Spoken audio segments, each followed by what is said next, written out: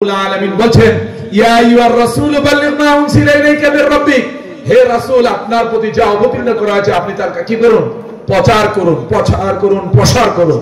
আবার রাসূলুল্লাহ সাল্লাল্লাহু আলাইহি ওয়াসাল্লাম বলেন বাল্লিগু আন্নী ওয়ালাউ আয়া, তোমরা আমার পক্ষ থেকে যদি একটি আয়াত তোমাদের কাছে পৌঁছে থাকে তাহলে সেটাও তোমরা প্রচার করে দাও।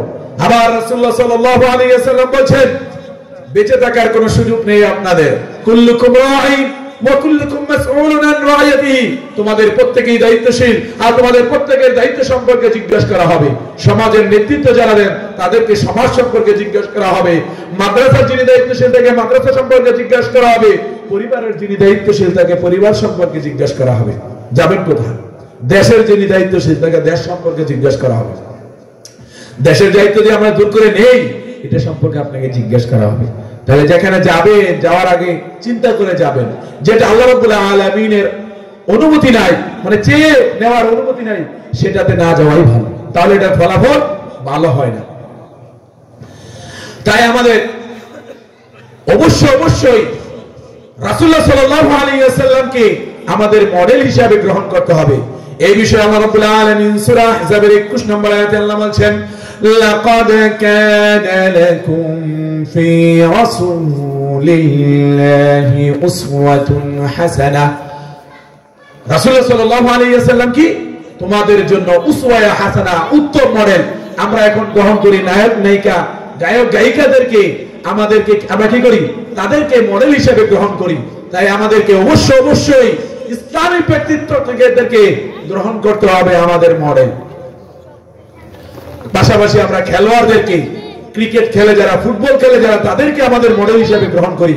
এই বিষয়ে আল্লাহ রাব্বুল আলামিন খুব কঠিনভাবে হুঁশিয়ার করে বলছেন ইয়া আইয়ুহাল্লাযীনা আমানু, হে ঈমানদারগণ, লা তাত্তাখিযুল ইয়াহুদা ওয়ান নাসারা আউলিয়া, তোমরা কি করবে না ইহুদি এবং নাসারাদেরকে বন্ধুরূপে গ্রহণ করবে না। বা'দুহুম আউলিয়াউ বা'দ, তারা একে অপরের বন্ধু। আর রাসূলুল্লাহ সাল্লাল্লাহু আলাইহি ওয়াসাল্লাম এই বিষয়ে হুঁশিয়ার করে বলেন মান তাশাব্বাহা বিকওমিন ফাহুয়া মিনহুম, যে ব্যক্তি যে জাতির সাদৃশ্য অবলম্বন করবে সে তাদেরই অন্তর্ভুক্ত হবে। তাই আমাদেরকে ইহুদি এবং খ্রিস্টানদের থেকে, অর্থাৎ তারা যেই কালচার গ্রহণ করে 31st নাইট, এগুলো থেকে আমাদের বিরত থাকতে হবে। হ্যাপি নিউ ইয়ার পালন করা, এগুলো থেকে আমাদের বিরত থাকতে হবে। পাশাপাশি আমাদেরকে অবশ্যই আমাদেরকে বেশি অর্থাৎ স্টাডি করতে হবে আল্লাহ রাব্বুল আলামিন, যাতে করে আমরা আল্লাহ রাব্বুল আলামিনকে এবং রাসূলুল্লাহ সাল্লাল্লাহু আলাইহি ওয়াসাল্লামকে এবং দ্বীন কি এগুলো যেন আমরা বুঝি। সর্বপ্রথম আমাকে আল্লাহ সম্পর্কে জ্ঞান অর্জন করতে হবে। ফা'লামান্নাহু লা ইলাহা ইল্লাল্লাহ, অর্থাৎ আল্লাহটাকে, এটা আমরা 5 ওয়াক্ত সালাত আদায় করি না, ফজর আর আসর তো আমাদের জন্য অত্যন্ত কঠিন, পাশাপাশি এশা। এই বিষয়ে আলোচক একজন রয়েছেন, তাই আমি এই বিষয়ের দিকে যাব না। কিন্তু এই কবরবাসীর যে রূহের মাগফিরাতের যে বিষয়টি আছে সেই বিষয়ে আপনাদেরকে বলেছিলাম, আমার সময় শেষ, আলোচক মনে চলে এসেছেন। এই বিষয়ে বলি যে এই হাদিসটা বলেছিলাম যে বলবো, সেটা হচ্ছে রাসূলুল্লাহ সাল্লাল্লাহু আলাইহি ওয়াসাল্লাম বলেন যারা কবরে চলে যায় তাদের কাছে আর কিছু পৌঁছে না, তবে 3টা জিনিস বাকি থাকে। ইযা মাতাল ইনসান ইনকাতা আনহু আমালুহু ইল্লা মিন থালাসা, সাদাকাতুন জারিয়া আও ইলমুন ইনতাফাউ বিহি আও ওয়ালাদুন সালিহুন ইয়াদউ লাহু।